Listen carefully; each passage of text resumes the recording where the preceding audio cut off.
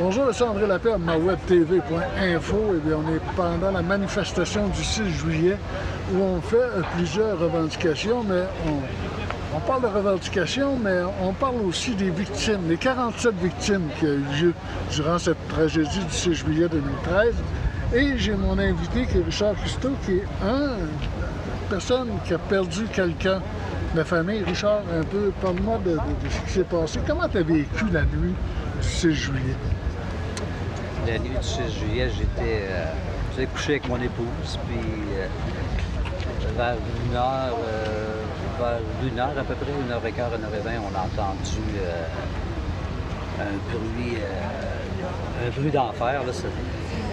On n'a pas pu faire autrement que sauter dans le lit. On est parti en courir, moi j'étais en bobette, puis ma blonde pas plus habillée non plus. Puis on est sorti dehors. Moi, je suis descendu, disons que ma femme est un petit peu plus habillée que moi.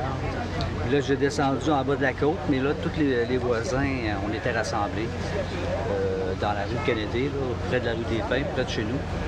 Puis, on était peut-être 25 dans le milieu du chemin, puis on regardait le feu dans le centre-ville. Bien, à ce moment-là, on voyait pas trop de feu, on voyait plus de la boucane. Puis le journaliste de l'Écho de Frontenac, le vendeur de l'Écho de Frontenac, Michel Pilote, pour ne pas le nommer, je ne vais pas le nommer, là, mais il y a eu un téléphone, puis il a répondu au téléphone en s'éloignant du groupe qu'on était. Puis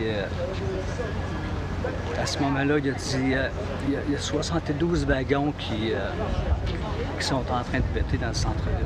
Puis toi, c'est la nuit. À quel moment tu as appris? C'est ton frère qui t'a perdu. À quel moment tu as appris ça? OK. Moi, on a tout appris, moi et ma famille, que Réal, Réal était vraiment faisait partie des victimes 13 jours après. Donc, on était 13 jours sans nouvelles. C'est ça. Oh, c'est choquant quand tu penses à ça. Maintenant, on a vécu tout ça. Aujourd'hui, une commémoration, comment est-ce que tu vis ça?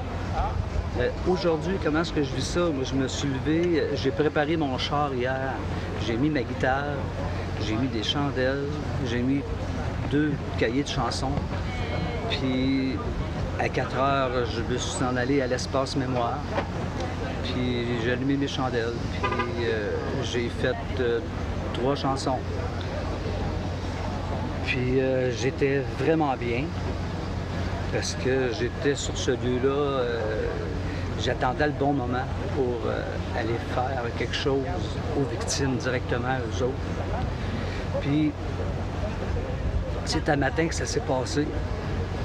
J'ai fait 2 chansons, Le cœur est un oiseau, puis Hey You de Pink Floyd. Puis après ça, le but c'était de me retrouver tout seul. Je l'avais publié que je voulais faire ça sur Facebook, mais si je suis allé dans la nuit, c'est parce que je voulais être tout seul. Puis il y a un de mes copains qui a passé, puis qui est arrêté, participer, me supporter, là, puis écouter mes chansons. Puis après ça, je savais qu'aujourd'hui, il y avait le 6 juillet, il était plus, c'était pas tant vu pour l'hommage des victimes, c'était plus niveau politique. C'est ça un peu qui me blesse. On est mardi dans la semaine, là. Pourquoi ils n'ont pas fait ça mercredi ou jeudi, mais pas le 6 juillet? En plus, si ça avait tombé au moins un samedi, j'aurais pu dire « Ah, tout le monde était disponible un samedi, mais dans la semaine, tout le monde travaille. » Bon. Mais là, c'était un mardi 6 juillet. Puis juste l'autre côté, là-bas, ils sont en train d'inaugurer le micro-réseau. J'ai rien contre ça. Je trouve ça correct. J'ai rien à dire là-dessus. Sauf que, pourquoi vous avez... C'est carrément volontaire de votre part de pas avoir mis ça une autre journée parce que vous vouliez capter plus l'attention possible avec notre 6 juillet. Il n'y en a pas d'autres 6 juillet qui ressemblent aux nôtres qu'on a vécu ici.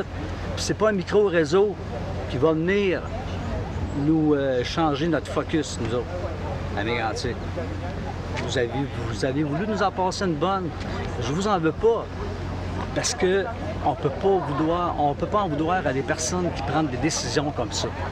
Faire l'inauguration pour le micro-réseau le 6 juillet de la tragédie.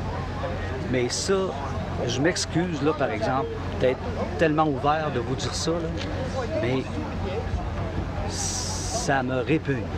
Richard Cusco, merci beaucoup. La parole à Jean Clusio.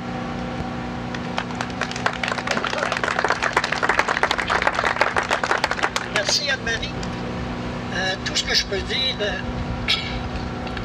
en tant que parent de Cathy qui est décédée le 6 juillet, cette journée du 6 devrait servir à se recueillir, faire une marche silencieuse comme on s'apprête à le faire et cesser de faire de la politique le 6 juillet. Puis des annonces, on dirait que on nous prend encore pour des bêtes de scène des victimes. Et je trouve ça incorrect. Le 6 juillet il devrait avoir aucune allocution politique, que ce soit des élus municipaux, provinciaux ou fédéraux. C'est ce que je pense, sincèrement.